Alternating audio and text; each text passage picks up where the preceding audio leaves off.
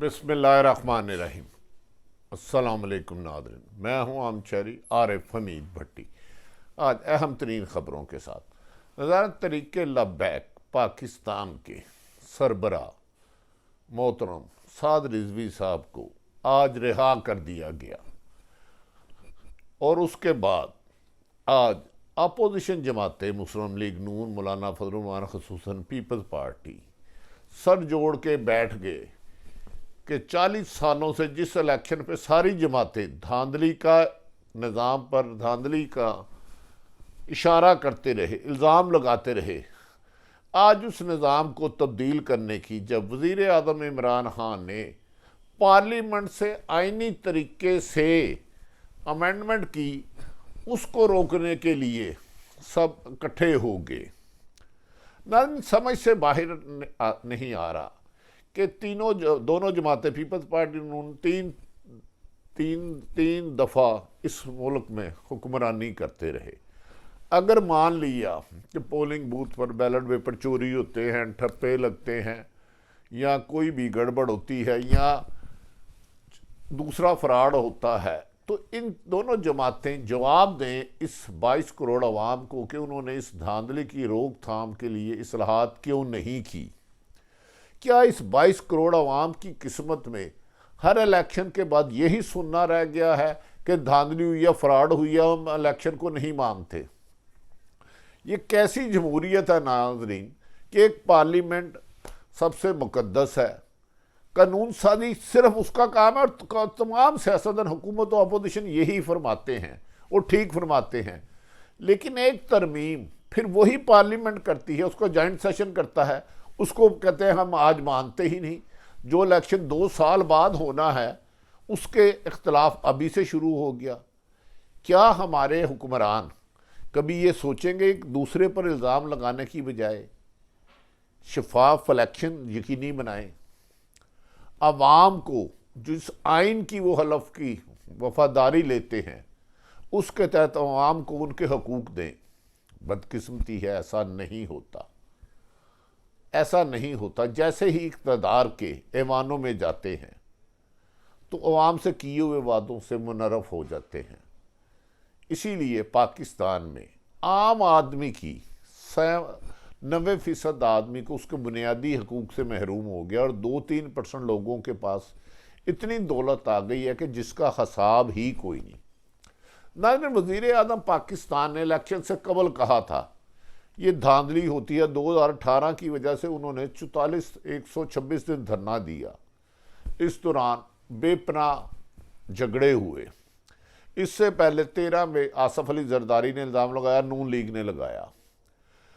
अगर आज हमारी शिबली फराज वज़ीर साइंस व टेक्नोलॉजी से बात हुई तो उन्होंने कहा इसमें फिंगरप्रिंट भी है, अब मुर्दा के वोट नहीं पड़ेंगे। उनके बकौल, शिबली फराज साहब के बकौल 3 दिन वोट नहीं डाले जाएंगे। नाज़रीन, अगर ये सच है इलेक्ट्रॉनिक मशीन धांधली को रोकने में मदद दे सकती है तो मेरा ख्याल है इस सब को मिलकर, हुकूमत हो या अपोजिशन, उसमें अगर कोई खलाक कहीं भी मौजूद है उसे दूर करने के लिए मुशावरत करनी चाहिए। दुनिया भर से IT के एक्सपर्ट मंगा लें, आइन के एक्सपर्ट मंगा लें। खुदारा धांधली के इस दाग को, इस साफ शफाफ पाकिस्तान जो एक इस्लामी रियासत है, इस्लामी जमहूरिया पाकिस्तान है, उससे 70 सालों से आप लोग सारे सियासतदान और डिक्टेटर तो आते ही गलत अंदाज में रहे। एक धांधली का तो धब्बा हमसे उतार दो ताकि हमारा कोई भी सियासी जमात जीते, हारने वाला उसको माने। अजब बात है कि एक तरफ करना नहीं, दूसरी तरफ हमारे 90 लाख ओवरसीयर्स पाकिस्तानी जो बैरूने मुल्क पाकिस्तान से अपने बच्चों, अपने माँ बाप के लिए, रोज़गार के लिए गए हैं, जो उनका हक था एक अरसा दराज बाद उसको दे दिया गया। इससे पहले नवाज शरीफ ने भी वादा किया कि वो उनको वोट का हक देंगे मगर वो कामयाब नहीं हो पाए। मुशर्रफ साहब ने भी वादा किया पर वो नहीं पाए। बेनज़ीर साहिबा ने भी फरमाया पर नहीं हो पाए। वज़ीर आज़म इमरान खान ने ये कर दिखाया। अब कहा जा रहा है अपोजिशन ने आज आइनी माहिरीन से मुशावरत की है। अपोजिशन से मुराद मौलाना फजलुर रहमान, मोहतरम शहबाज शरीफ साहब, मोहतरम आसफ अली जरदारी या बिलावल भुट्टो कि हमने इसे चैलेंज करना है। क्या आइन में तरमीम करना पार्लियामेंट के अलावा किसी और का हक है? मेरे इल्म के मुताबिक नहीं। ताहम मावरा आइन कोई काम हुआ है तो उसमें यकीनन सुप्रीम कोर्ट ही का फाइनल होगा और सुप्रीम कोर्ट कोई भी फैसला दे उसे मानना पड़ेगा। लेकिन मुझे ये बता दें, पिछले 40 सालों से धांधली का इल्ज़ाम लगाने वालों, आप इलेक्ट्रॉनिक मशीन को ना मानो। आपने शफाफ इंतखाबात कराने के लिए अमली इक़दाम क्या करे? इन जाली इलेक्शनों में दर्जनों लोग मारे जाते हैं, जहाँ बहक हो जाते हैं। एक MNA के हलके में 40 लाख रुपए से ज़्यादा खर्च नहीं हो जाता, 10-15 करोड़ रुपए पर इलेक्शन पहुँच गया है। क्या वजह है कि हम ना करप्शन ख़त्म कर पाते हैं, ना गुड गवर्नेंस लाते हैं, और इलेक्शन के लिए बज़िद तो रहते हैं। हर हुकूमत तो होती है, उसकी अपोजिशन कहती है ये 5 साल पूरे ना करे, 2 साल बाद चले जाए। माजी में पीपल्स पार्टी और नून लीग की 2-2 दफ़ा हुकूमत ख़त्म की गई, जो गलत था, नहीं करनी चाहिए थी। उन पर करप्शन के इल्ज़ाम लगे, धांधली के इल्ज़ाम लगे, लूट मार के, लेकिन सज़ा किसी को नहीं हुई। नाज़रीन याद रख लें, जब तक कानून पर अमल दरामद नहीं होगा ये पाकिस्तान बेहतरी की तरफ आगे नहीं बढ़ेगा। एक ही तरीका है, जैसा भी कानून बनाया है इस पर अमल दरामद ताकतवर और कमज़ोर की बजाय हर एक के साथ एक सलूक किया जाए, कसूरवार को सजा दी जाए, अच्छा काम करने वाले की तारीफ की जाए। नाज़रीन, इस सिलसिले में बिलावल भुट्टो और शहबाज शरीफ ने कहा है कि जो मर्जी हो जाए, आने वाले इलेक्शन किसी भी सूरत में हम इलेक्ट्रॉनिक मशीन से नहीं होने देंगे। शिबली फराज साहब ने कहा है इसमें फिंगरप्रिंट भी है, यानी कि मरे हुए का वोट नहीं डलेगा।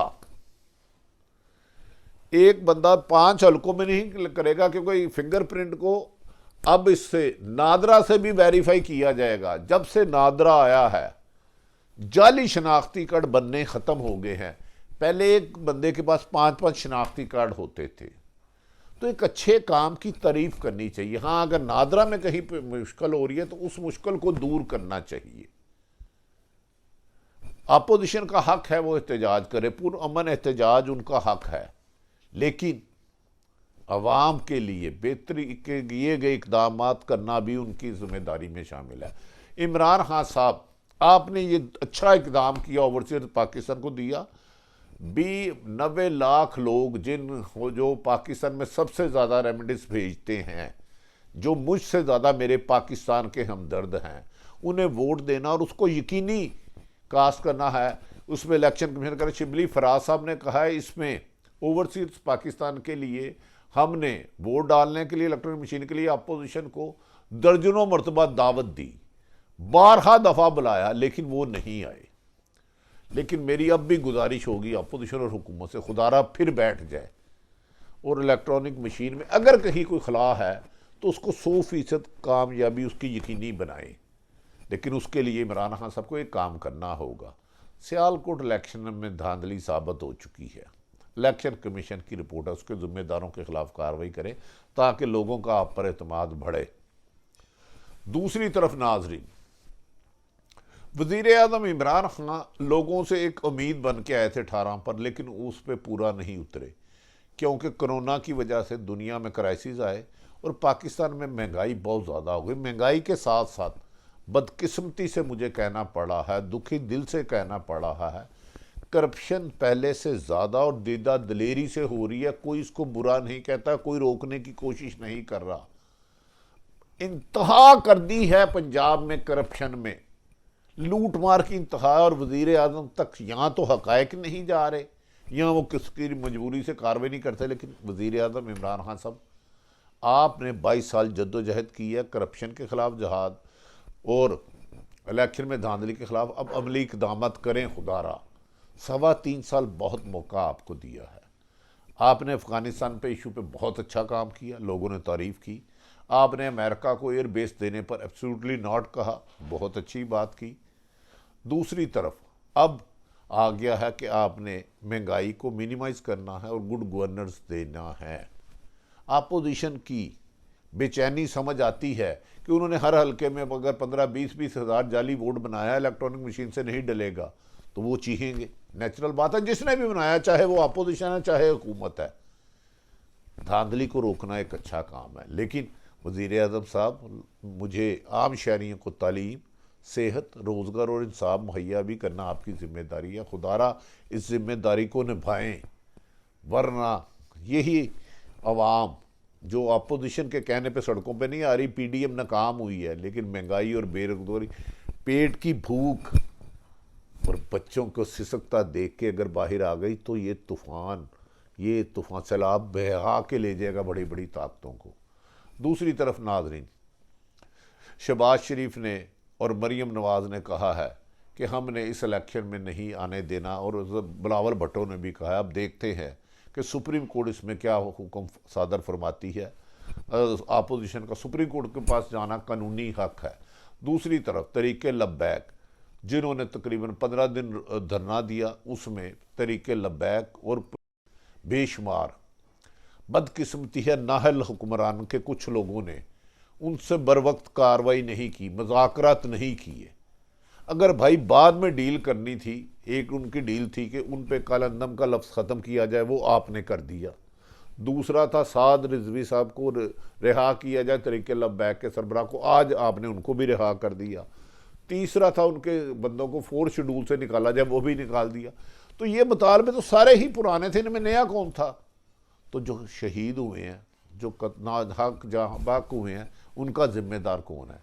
20 दिन लोगों को सख्त जीटी रोड लाहौर से पिंडी तक मुश्किलात रही, इसका भी सदेबाब करें। चलो इनको सजाएं नहीं दे सकते तो कम से कम ऐसा मैकेनिज्म बनाएं कि आइंदा ये फ्रॉड ना हो, आइंदा ये धोखेबाजी ना हो, आइंदा ना किसी के खिलाफ। साद रिजवी को 4 मरतबा अदालतें हुक्म फरमा चुकी हैं, सादर उन्हें रिहा किया जाए, क्यों नहीं छोड़ा? इसकी जिम्मेदारी का तयन ज़रूर कीजिएगा, और इस दौरान जो नुकसान हुआ है उसकी जिम्मेदारी का तयन करें।